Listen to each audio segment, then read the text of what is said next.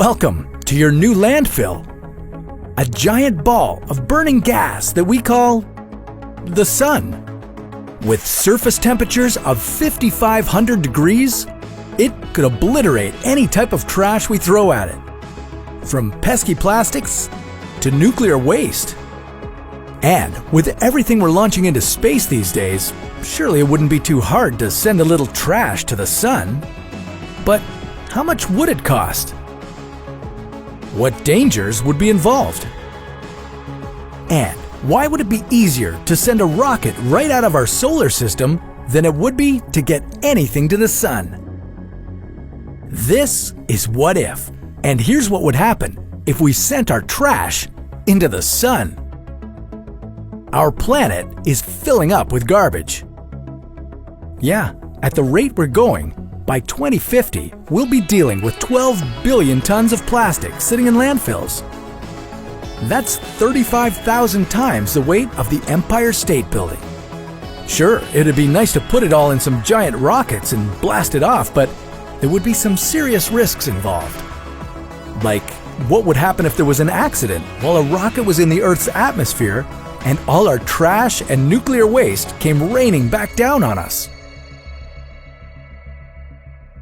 The sun is about 150 million kilometers away from Earth, so getting any trash there would be extremely expensive. To put it in perspective, the Ariane 5, a modern European rocket, has a payload capacity of 7,000 kilograms and costs approximately $200 million to launch into orbit. So, to get all the planet's garbage headed off towards the sun would take 168 million of these rockets, just to remove our trash for 1 year. The price tag would be $33 trillion.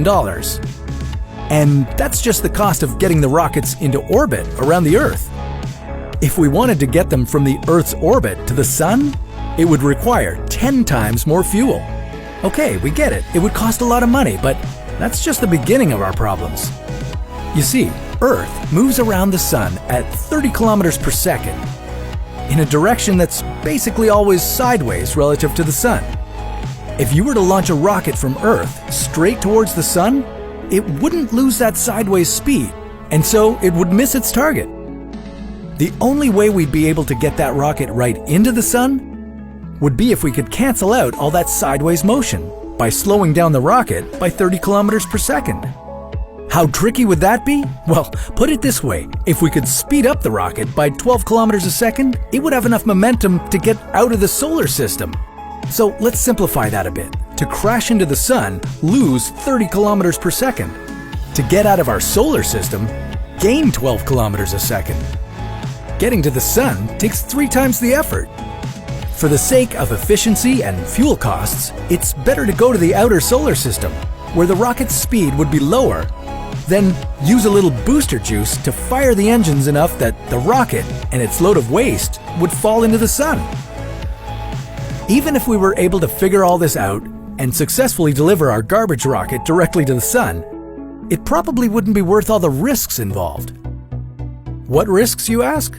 Well, for starters, let's say we've got our first rocket all loaded up with a bunch of nuclear waste, and just as it's about to take off, it explodes on the launch pad. Now we've got some fun nuclear fallout to deal with. But maybe we're a little luckier and the rocket launch itself is successful, but it explodes once it's in orbit. The best case scenario here is that we add a ton of debris to the already growing problem of space junk circling the Earth. The worst case scenario is that our exploding rocket, packed with thousands of tons of household trash and spent nuclear fuel, comes crashing back down on us.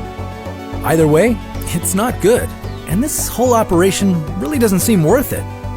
Maybe, instead of looking for these outlandish solutions, we should just, stop producing so much waste. Or we could just say, who cares, and see what happens if we start dumping it in volcanoes. But that's a topic for another What If.